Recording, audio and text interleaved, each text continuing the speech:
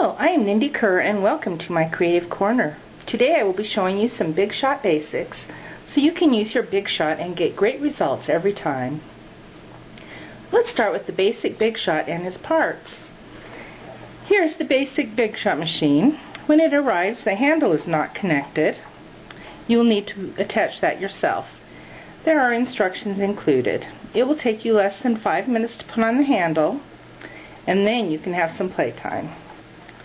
You will also receive a multi-purpose platform. It has tabs, tab 1, tab 2, and the base of the platform. These tabs help you use a variety of accessories: framelits, edgelets, texture impression, embossing folders, embosslets, and sizzlets. I will show you the basics of using each of these items. There are pictures on the tabs and the base suggesting which tab to use for which accessory. They usually work just fine for me. You also get 2 standard acrylic cutting pads. As you can see, mine are well loved. These are an important part of each sandwich. You will need to replace these when they wear out. I've used mine with small cracks, but eventually they break. My first set lasted about 3 years. You also can get extended cutting pads to use with your extra long Big Shot dies. I sometimes use the standard and extended crease pads when I'm cutting items that have both cutting and score lines. So you can tell this has been well used with the rosette die. Okay, let me explain a little bit about the sandwich that we are always talking about.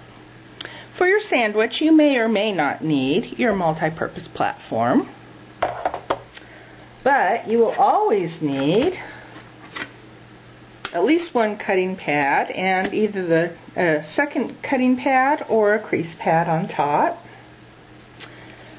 The cutting pads are your bread. There are no open face sandwiches here. Well, occasionally there are, but generally speaking, you will need both cutting pads. They are your bread. Your cheese is your cardstock or whatever material you're cutting with. And the meat is the Big Shot accessory that you're using. Sometimes you will need a little extra thickness, and we call that a shim. You can use the cardboard that comes with your Big Shot dies. You can also use printer paper or cardstock, 1 to 2 sheets of either one of those. You can tell if you need a shim if whatever you're cutting does not cut completely through. Anyway, that's the basics of the sandwich. Let's start with my new favorites, framelits and edgelets. Framelits and edgelets have a little ridge on one side. This is what cuts your cardstock or your designer series paper. Make sure this little ridge is next to the cardstock when you're cutting. Here's the sandwich for the framelits and edgelets. Use your multi-purpose platform with both of the tabs closed, which means that they are stacked upon the base of the platform.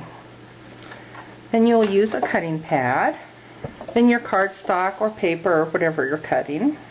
Then you will use your framelit with the little ridge down.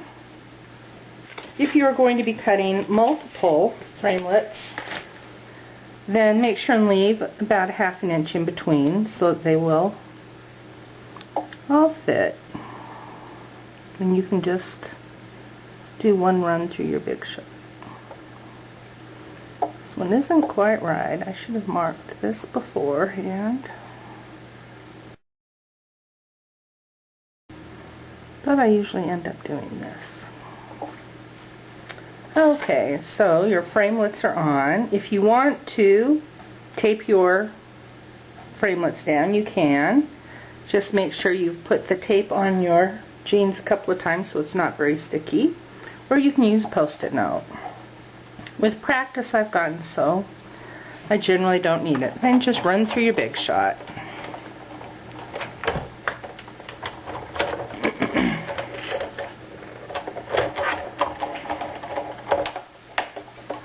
Remove the top cutting pad and just push your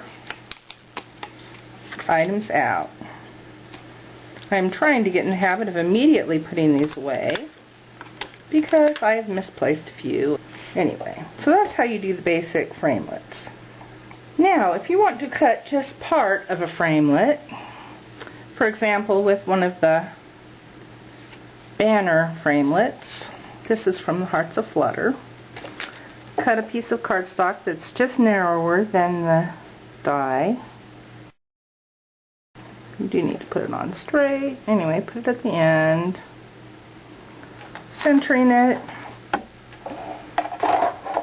Then just have your top cutting pad cover the part that you're actually cutting.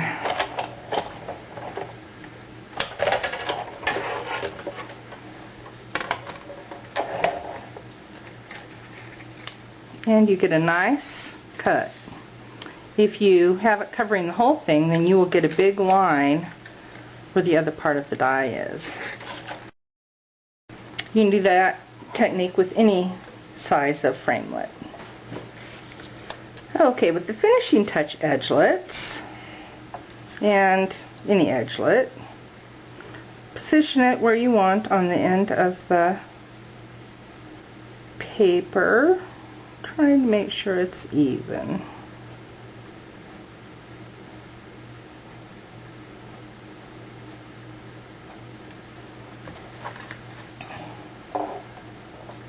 Gently lay this without moving the edgelet and run it through.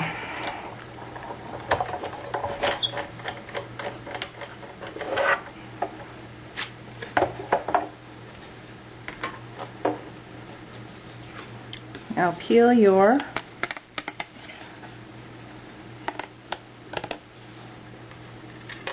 edgelet off. It's really nice. Although you do need to use an old, and I repeat old, piercing tool to clean out the cardstock that's left in the framelit. Anyway, it doesn't take very long. I just count that as part of the time used to make the project. Some edgelets I have bought two of because, well, the first time was because I didn't put it away and I lost one. So, but I did later find it. But it is handy to have two edgelets.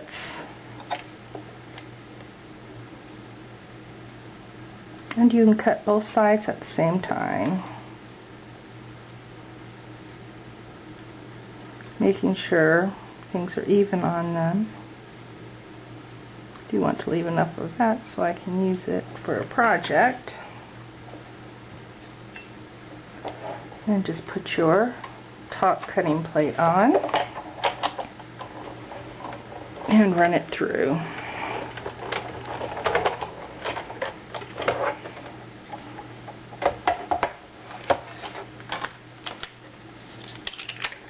There, and I have a nice piece I can use for a project. Okay, now let's do Textured Impressions embossing folders. I think that's a very long name. Most of the time you'll need either tab 1 down or no tabs down, and the rest, you know, whichever ones you're not using, just kind of flop. I usually put them in first so that I don't keep bumping into them. The newer Textured Impressions folders are longer, and so you definitely need to have them. We have to do our sandwich with the bottom cutting plate. You have to have them running this way on your Big Shot. Center them in, line them up however you want, Then add your top cutting plate and run it through.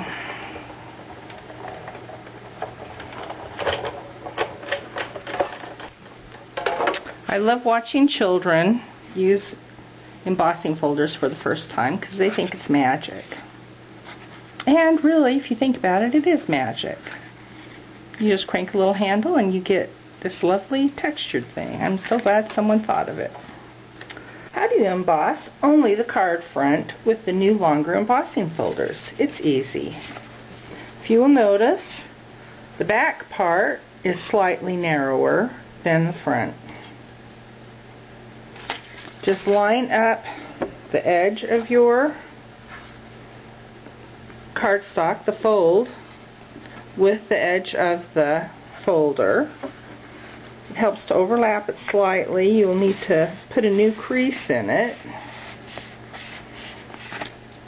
Fold it over so the cardstock, the back of your card will be behind the embossing folder. And just run it through. Oh, might help if I open some tabs. You'll need both the tabs open. Now you know how I usually run things. And you'll need both tabs open because it's extra thick.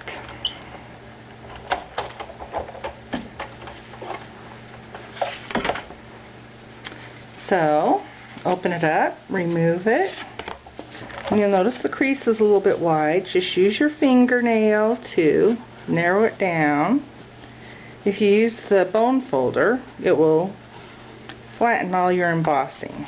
So, there you go. That's how you do a new folder and just a card front.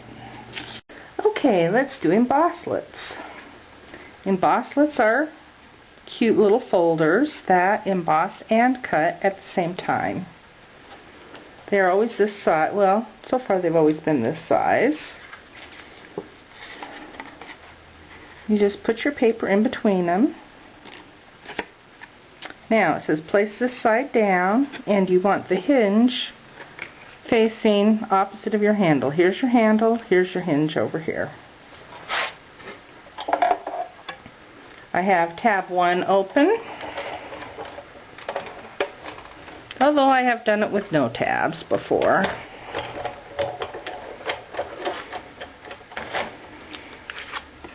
This is the Beautiful Wings embosslet.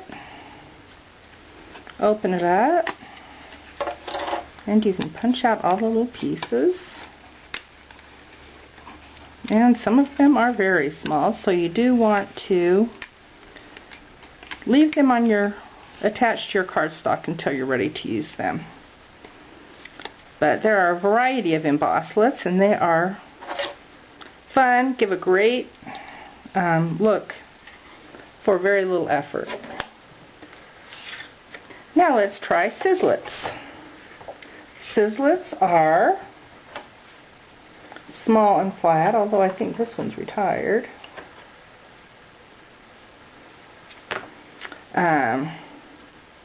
Anyway, very easy to use. Tab 1 again on the multi-purpose platform. Put your cardstock on. It doesn't matter whether they are facing up or down. I did write on the back what size of cardstock I needed for each of the little flowers. I like to do that so I don't have to remeasure every time. For some reason my rulers are always disappearing no matter how many I have.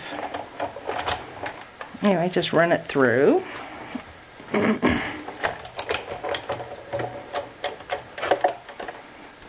Oh, yes, I have another thing on there. Anyway, so they punch right out. Really easy to use.